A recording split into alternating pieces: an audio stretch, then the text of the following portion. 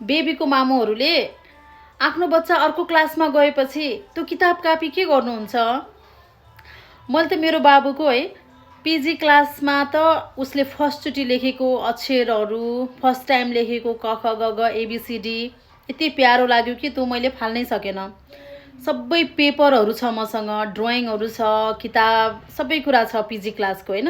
PG क्लासको किताब होइन, अरू ड्रइङहरू पिक्चरहरू उसले लेखेको सबै पान्नाहरू छ, फाल्न सकेन मैले। कपीहरू पनि सबै छ। त्यसपछि छोरा नर्सरी क्लासमा पुग्यो। अब नर्सरी क्लासको पनि मसँग छ, त्यत्तिकै गरी मैले राखेँ, फाल्नै सकेन।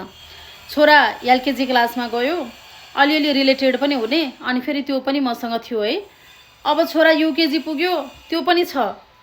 अब छोरा 1 मा पुग्यो, त्यो पनि छ।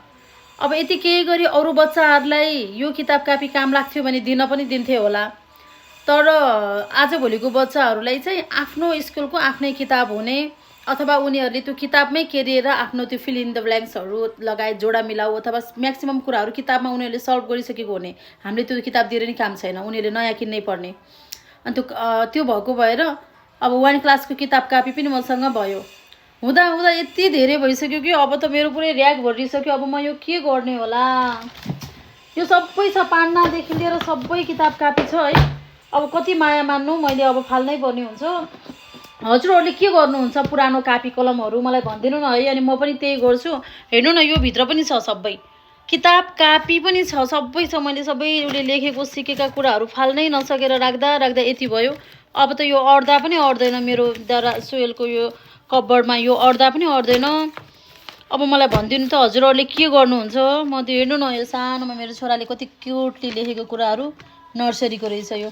मैले राखेको थिएँ। अब I have to throw it. अब मैले कति राख्ने, अब अड्दैन। अब 2, 3, 4 हुँदै मेरो छोरो 10 मा पुग्ने होला। मैले यसरी कलेक्सन गरेर त कति दिन सक्छु होला है। अब के गर्ने हो? हजुरहरूले के गर्नुहुन्छ भन्नु त? फाल्नै नसकेर माया लागेर छोराको स्कुलको क्यालेन्डर अनि स्कुलको इक्जाम दिएर आएको पिजी क्लास कि नर्सरी क्लासबाट छोराले इक्जाममा दिएर आएको क्वेसन पेपर पनि खोज्यो भने भेटिन्छ कि यहाँ। सबै कुरा राखेर फाल्नै नसकेर भर्री भइसक्यो। कति हो माया लाग्ने यो छोराको, यति सानो सानो बच्चा। हजुरहरूले के गर्नुहुन्छ किताब कापीहरू भन्नु ल मलाई पनि।